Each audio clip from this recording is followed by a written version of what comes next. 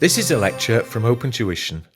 To benefit from the lecture, you should download the free lecture notes from opentuition.com. Most of the lectures that you're about to see for Chapter 2 are those recorded for the Finance Act 2019. It's very rarely that we don't see any changes at all in terms of tax rates and allowances. And Chapter 2 is stuffed full of tax rates and allowances, dealing, as we know, with the income tax computation. But what we found is that for Finance Act 2020, there's been no changes. Now, hopefully you'll not be resitting from Finance Act 19 for the Finance Act 20 exams.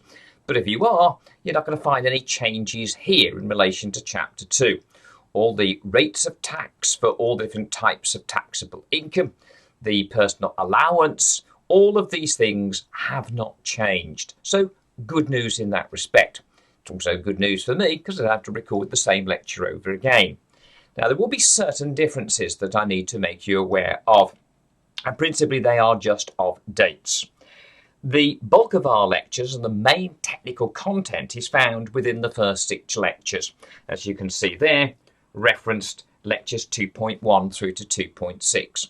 And they are entirely the Finance Act of 2019. The only difference you're going to find in relation to that, if I take you to, and you should be using the current 2021 Finance Act 20 their notes, is that when we prepare the income tax computation, in the lectures it will be for the preceding tax year. Now what you'll see here in relation to our 2021 material, our Finance Act 2020 material, is that we will be preparing an income tax computation for a tax year. You'll be introduced to the concept of the tax year very soon in the technical lectures, but 2020-21 tax year. In the lectures you're about to see, it's simply 2019-20, but everything else is the same. For example, here there's reference to a personal allowance, a level of tax-free income. Now normally that changes. It hasn't. It's still exactly the same figure in 1920, now in 2021. So the lectures you're using, the only thing you're going to see different is that the income tax computation, that the questions set for you to prepare, instead of being for our 2021 tax year, are instead for 2019-20. So when you come to the examples, example 1 for example, here, example 1 for example, doesn't sound right, does it? But we have, as will be the case in your exam, the requirement to prepare the computation for 2021. It'll just say the 2019-20 tax year. There's no difference in terms of the basis for those items going into the computation or the use of those items and those figures within the computation. So 2.1 to 2.6, which is the bulk indeed of the really important technical stuff, it is those old lectures, shall we say, but they are perfectly valid for now. Now if I can just go back to our little update note here. For lectures 2.7 through to 2.8, again, they are based, and most of what you will be seeing there and listening to is what was recorded for Finance Act 2019, but there will be some newly recorded parts where examples are somewhat out of date. What I've done is to update those, and we've cut those into the Finance Act 2019 lecture.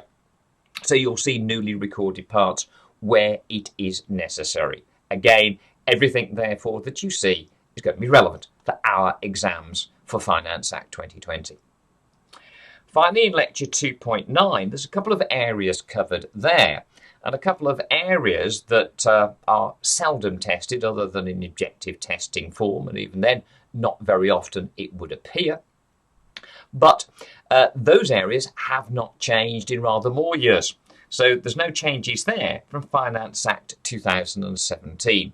Now again, on the introduction to that lecture, I'll remind you of this, but they will be the older lectures that you will be seeing. And the only things that will change is the dates given within examples.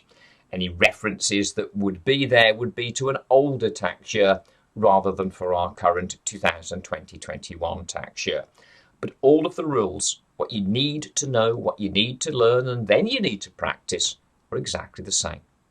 So again, If you consider to be fortunate, if you're having to, maybe you deferred from Finance Act 19 exams into the Finance Act 20 to give you more preparation time. But anything you learnt in relation to Chapter 2 is exactly the same. And that's going to be true in relation to, thankfully, an awful lot of the lectures, and we do have an awful lot of lectures in relation to Chapter 2. It's pretty much the same. Things have not changed. There are key areas dotted within our lectures from Lecture 2 here, all the way through to Lecture 10, where things haven't changed. Where things have changed, there will be newly recorded lectures. But where it's only a date change, then no. It is those same lectures again, because they are still very, very relevant to you. Okay. Over to you, therefore, now. It will continue on with the lectures from Finance Act 2019. Use your Finance Act 2020 notes. The only difference there, apart from the occasional change of word every now and again, if the language wasn't quite as good, I thought, that will have been renewed. But the only fundamental change is you're asked to prepare in the notes for 2020-21, the income tax computations, as will be the case in your exam, whereas in the lectures you'll see it's 2019-20. But I repeat, all the rules, everything you need to know is the same. Enjoy. In our introductory lectures, we got introduced to all of the different taxes, those of the person, income tax, as we see here in Chapter 2, CGT that we'll see later, and finally, sadly, of course, inheritance tax. We also got corporate tax and VAT. And every one of those taxes, including indeed even national insurance contributions, every one of them comes effectively in two parts. Here within the income tax computation, we'll see our first illustration of that. The two parts are, we must firstly, in part 1, compute what is chargeable to tax. Here in income tax, a taxable income figure, made up of all the different individual figures of income that an individual might have in a given time period, a time period, as we'll see, which is a tax year, more of that in a moment's time, and we list them out. And we list them out to compute taxable income. That's part 1. Now there's a whole lot of work that lies beneath that surface.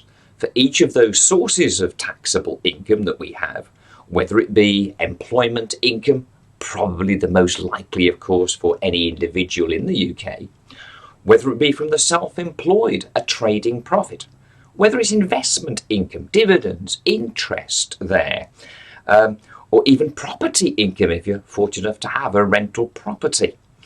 Every one of those must have its own rules by which we determine how much is the amount of taxable income for this particular period for which we prepare the tax computation, the tax year. So we put all those together. What we'll also discover in just a few moments' time is that every one of us each tax year, depending on exactly how big our figure of income is, we may benefit from something called a personal allowance. Now, the personal allowance is quite simply a level of tax-free income. Not a number, thankfully, that you'll have to memorise, though I think by the time you hit the exam room, you probably will know it.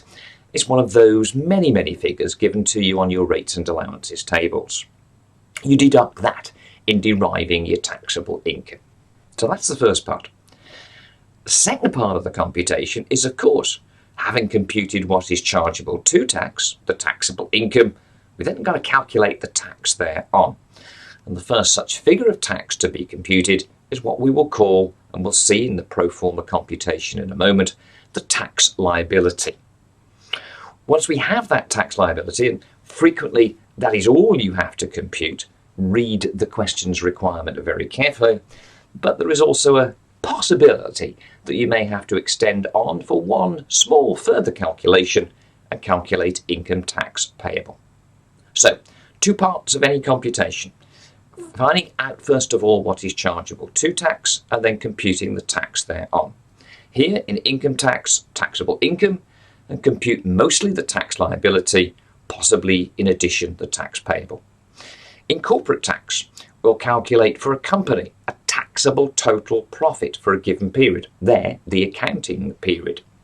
And having got that taxable total profit, we'll then compute the corporation tax liability.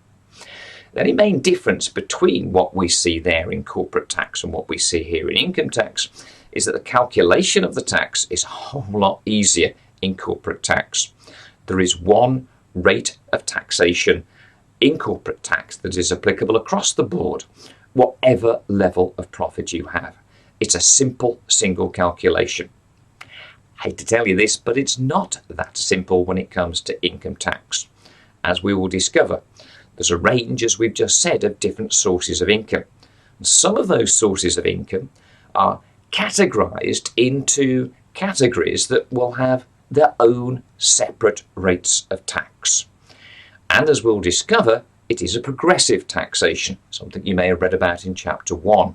A progressive taxation. What that means is that as the level of taxable income increases, as you go above certain bands of taxable income, then the rates of tax will increase. We have, for most, we'll come to call it non-savings income, but stuff like your employment income, for example, we have what we call a basic rate band that is currently, and has been for some tax years now, 20%. But you go above the basic rate band in terms of your taxable income, and it doubles to 40%.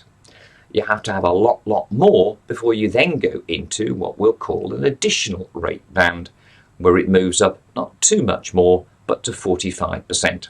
But there is that huge difference, that step up in terms of your income when you go from 20% to 40%.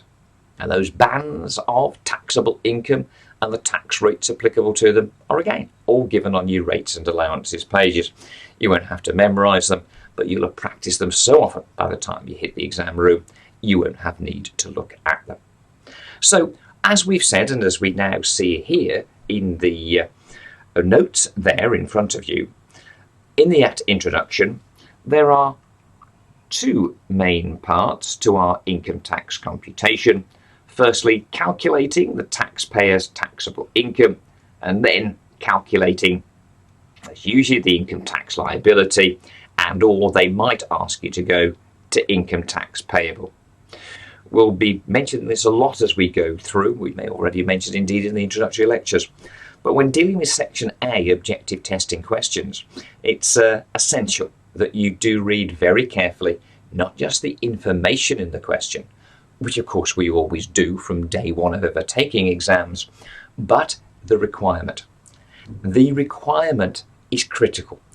In terms of an objective testing question, remember, you either get 2 marks or you get no marks. And there will be 3 answers in there that you could compute as part of a process, or if you get a mistake. One of those is a misinterpretation.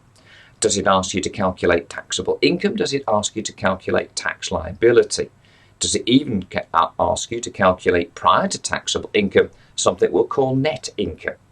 Does it ask you to calculate tax payable instead of tax liability?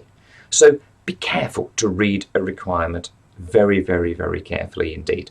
So many times I'm asked the tutor questions that if you have a need to, please utilise, that I see questions where students are, where does this answer come from? Why is it this and not this? And it's simply because the student has misinterpreted the question. Look at that requirement, then look at the information, making certain that you've understood the real meaning of that requirement. More of that as we go through. Now then, we said that our taxable income is going to be made up of a variety of different sources of income. And we've got to split that on our income tax computation into potentially up to 3 categories. So here we go. The taxable income will need to be divided into 3 possible analysis columns. Now, you won't, every time you start such a question, set up 3 analysis columns. You will, as we've said, having read the requirements, read the information in the question, and see which of those columns are relevant to you. And we'll only use those which are relevant to us. So 3 possible analysis columns. Well, there's one obvious one, dividend income. Very specific, just dividend income. We've then got a term we won't be familiar with, savings income. But that's simple. That is interest income. And we'll talk later about where those sources of interest may have come from. The obvious one, firstly, in our heads will, of course, be from money in the bank. You've got a deposit account there, a savers account, and it earns interest. Probably not a huge amount. Most of course, when it comes to banks at interest, we pay them on overdrafts rather than they pay us. But if we do have such interest income, it is called, for purposes of our income tax computation, savings income. And then everything else, which is simply known as non-savings income. Now, everything else is going to be made up of probably our main source of income for most taxpayers, employment income. That's for the employed, for the self-employed, trading profits of the self-employed, and also, should you have it, property income. So the first thing you're going to have to do is to learn and understand the structure of the income tax computation. Be able, after we've seen it in a few minutes' time, to then close your book over, or on the bus going to work or whatever, or while you're in the shower, you can either, well, probably not write down in the shower, but you could talk through, right, what's the content of the income tax computation? What goes where? What are the analyses? So it becomes second nature to you. Easy. Now, as we've already said, in computing the taxable income, UK taxpayers may be entitled to a deduction of a personal allowance. Now there it says may be, because what we will see later in this chapter is that you reach a certain level of income, a figure we'll call adjusted net income, where if you go above that level, you don't immediately lose the entirety of the personal allowance. You start to lose it progressively. You will then reach a certain higher level of income, where by that point the personal allowance has been reduced down to zero. But more of that later. Vast majority of taxpayers are not in that level of income, and therefore we will all enjoy a personal allowance. Now, it's a level of tax-free income that we're entitled to. The details of this are in section 3 of the chapter as regards the reduction in the personal allowance especially. But our normal personal allowance available to us for our 1920 tax year is £12,500. There's a standard deduction. Again, given to you on your rates and allowances page. In discussing the structure of the exam itself, we saw it was split into 3 sections. And only in section C did we get into that beautiful word or term, constructed response, the traditional written answer to a question. And there, one of the 2 biggest marked questions on the paper, one of the 2 15-mark questions, is given over to income tax. Now, it is perfectly possible, and happens on a regular basis, that they're going to ask you to prepare in there an income tax computation. It doesn't always happen. What it might be is focused on one particular source of income that goes into the income tax computation. And almost certainly, if it is to be that, it's going to be either employment income, there's a whole range of different issues to deal with, or it's going to be trading profits of the self-employed. But that income tax computation, in some way, shape or form, some issue pertaining to it, is going to be the 15-mark question in section C. At this stage, we need to make sure we know how to put that computation together. Now then, we mentioned briefly a moment ago that, of course, when we prepare an income tax computation, it has to be prepared for a given period of time. Now, that period, of course, will be a year. When accounts are prepared, they're usually prepared for an accounting year. Only there, the business, whether it's unincorporated trader, sole trader, partnership, or incorporated trader, a limited company, they get to choose what particular accounting date will be their regular normal accounting period end date. We'll have accounts for an accounting year ended. We don't get to choose in tax the time period for which we will be charged to any individual tax. And the 2 main personal taxes, income tax and, as we'll see later, capital gains tax, or CGT as we will know it from now on, those computations are prepared for a tax year. And a tax year runs from and to some very strange dates indeed, as we'll see in these notes here. Prepared for each taxpayer, and indeed each and every taxpayer has an income tax computation. From the day we're born, we exist separately and independently in terms of our taxes, and therefore each and every one of us will be required to prepare an income tax computation if, of course, we have taxable income. And it is prepared, as we said, for a tax year. Now, here's the strange dates.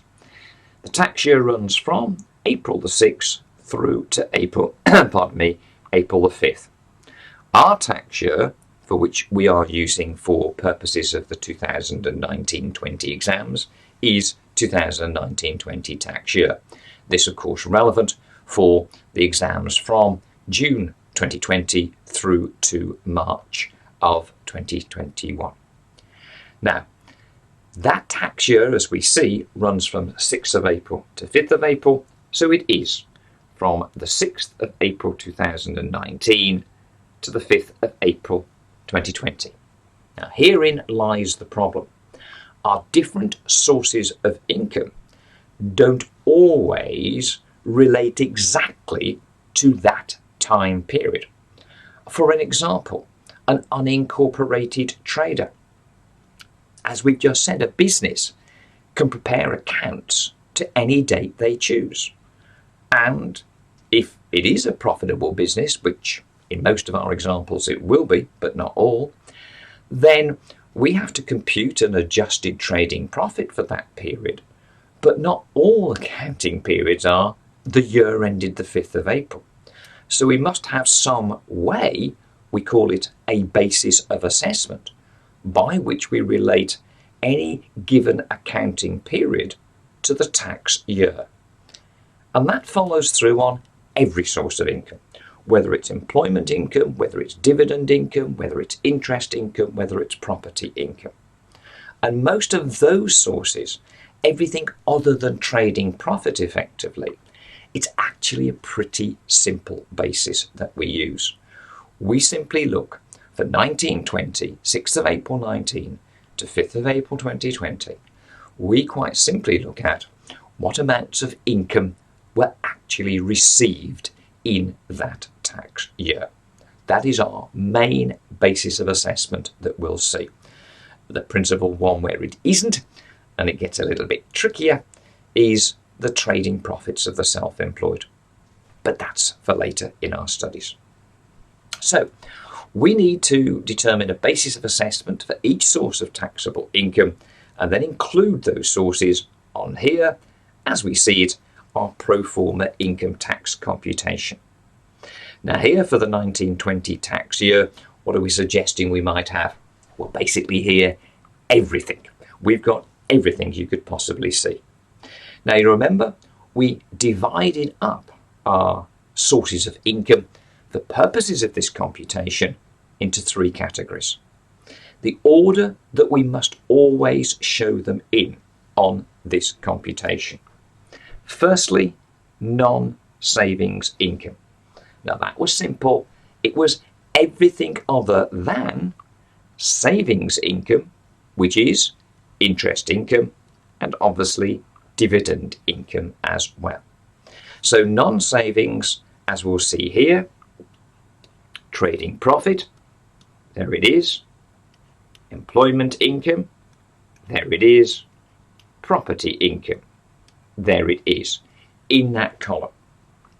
We said we had dividend income, dividends into, surprisingly, the dividend column. Different sources of interest. Now, the one we said a moment ago that we're mostly familiar with, across the world we'll be familiar with, will be bank interest. And there we go, bank deposit interest, savings income. We may also have, and it's a bit of maybe a unique scenario for the UK, something called building society interest. Now, again, you don't have to worry what it is and what it does. It's a financial institution. and any such interest that comes in is again chargeable to tax and is therefore classified as savings income. We mention here other interest. Yeah, interest income is quite interesting in as much as there are different types. We see there bank and building society interest, but you get it from other sources, some that you may be familiar with already. For example, corporate bonds, debentures, loan stock there. If an individual owns such, it has interest. Interest will be received thereon. So we might have corporate bond or loan stock interest. And of course, there are government securities, interest-bearing government securities. So any of those are sources of interest income that may be chargeable to income tax. Now I say may there because what we'll discover is that there are certain sources of interest, not to worry here, not too many of them, that are actually exempt from income tax. Now we will see that list of exemptions a little later on in this chapter, but that's what makes savings income, interest income, a little bit more, dare I use the pun, interesting there, because we've got different types of taxable interest income, and we've also got a few examples of exempt income. So again, a typical objective testing question, giving you a list of such sources of interest income and asking you to compute how much of that savings income will be chargeable to tax, giving you different dates when interest was received. We pick out what was received in our tax year, 6th of April to 5th of April, but also throwing in the odd example of exempt income, which of course we must exclude.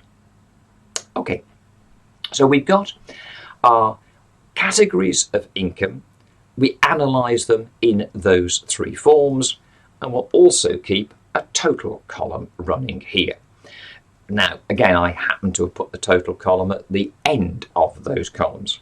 On some exam material providers, you may see that total column as the first column. It doesn't matter. You can choose what you will there. But again, I prefer to run that at the end. What you'll also see on here is that next to and beneath, indeed, the trading profit, we've got that one. Trading loss reliefs. It is, of course, a sad fact that just because you go into business as an unincorporated trader or as a partner in a partnership, it doesn't guarantee that for every accounting period in which you trade, you actually make a profit. Remember, here it's going to be a profit as adjusted for taxation purposes. There are rules there, they're contained in Chapter 4.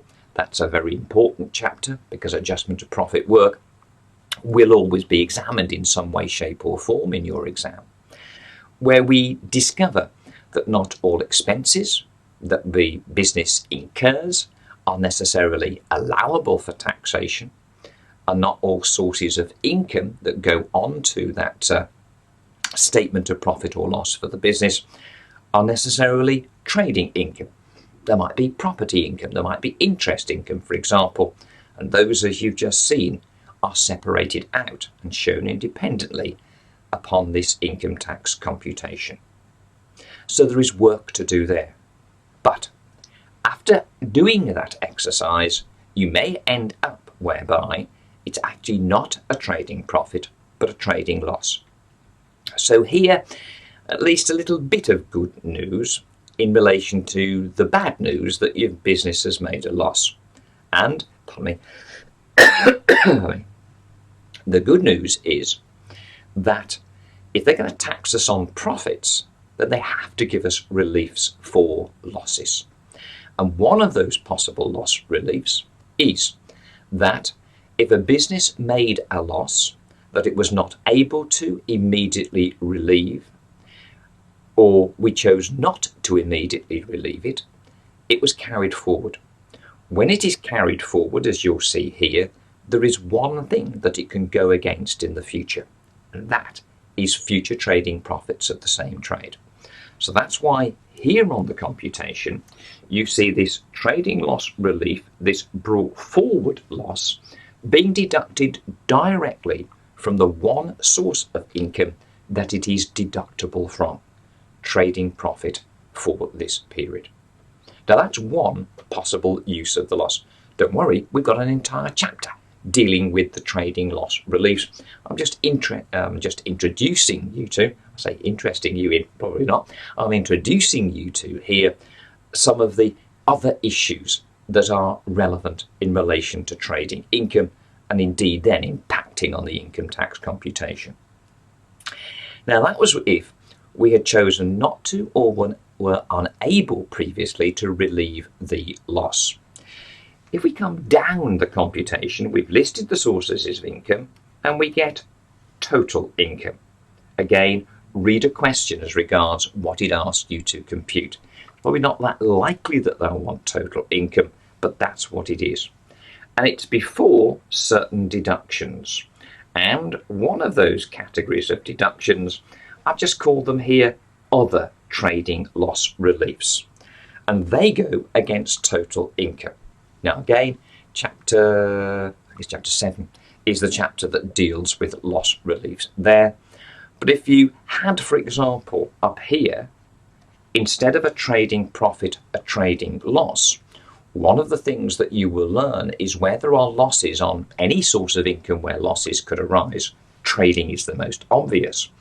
You do not put a negative figure for the assessment into the computation. If the figure for this year was a loss, you would put nil in as the assessment. What you then get to do is to choose which of the available trading loss reliefs you wish to use. One of them, as we've seen, is to carry it forward, where there it would indeed be a bracketed figure. It would be deducted from the trading income of this period.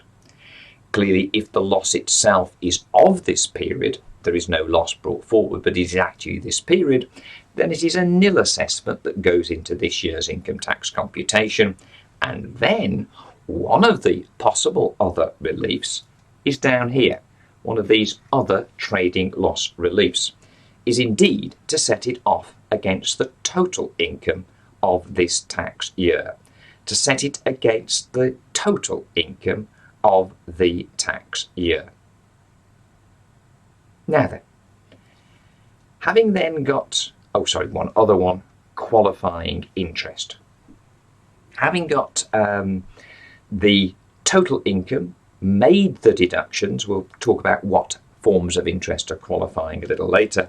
It's very, very few. Most of us, of course, pay interest on, say, a mortgage to buy our property, a loan to buy a car, on our credit cards or whatever it might be, or overdraft interest to the bank. None of those sources of interest payable, I'm afraid, are going to give you any tax relief at all. There's only very, very specific and very few sources of interest payments that will qualify. We'll see those later. But we then get a figure, separate figure of income known as net income. And we're not quite there in completing this first part of the computation, because now we deduct our personal allowance. Our personal allowance is to be deducted, and that is usually £12,500, and we deduct that personal allowance from our total of our net income. And as with these other trading loss reliefs here, we make the deduction firstly from non-savings income. Firstly from non-savings income. But look at the note down here. Deductions from total income and the deduction of the personal allowance from net income are deducted in a specific order.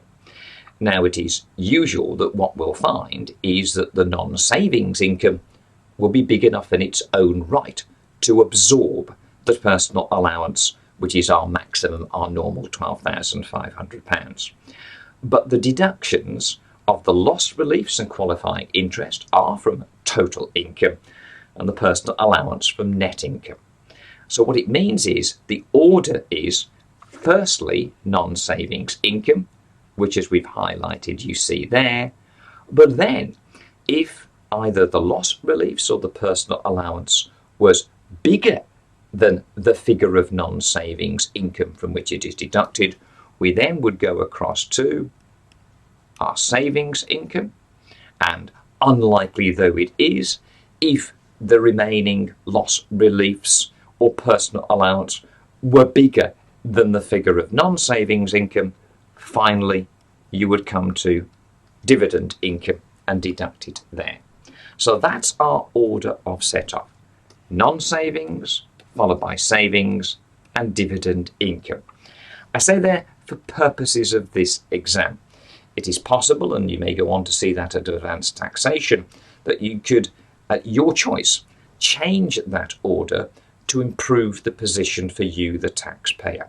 That is not an issue within our examination there. So there we go. We have our pro forma income tax computation. What I want you to do between now and next time is to make sure that you've learnt the structure of that computation. You know the categories of income, non-savings, savings and dividend income. You know the structure of the computation. We tend first to list out our earned income, be that employment income and or trading income. We then list out our sources of investment income, property income, interest income and dividend income. It doesn't matter, by the way, what order you list them out in. But again, subject to what sources of income you have, that determined what columns you set up here in deriving your total income.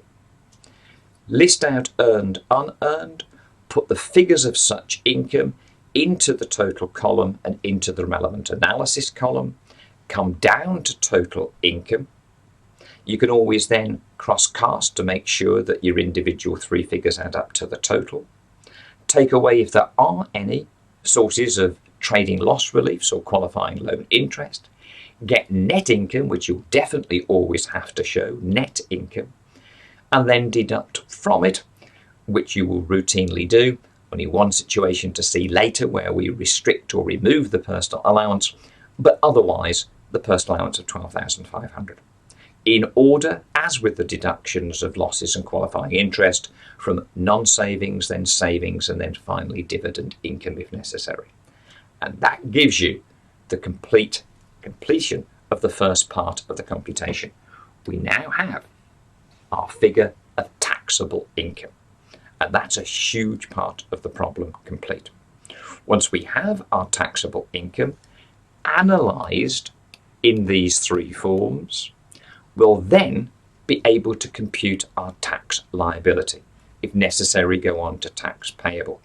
But to be able to compute that first figure and usually required figure of tax liability, we need to have not just the total amount of taxable income, we need this analysis. Because as I said to you earlier, which you may or may not remember, our different sources of income may have different rates of taxation applicable to them. That, along with many other things, we will see in our next session together.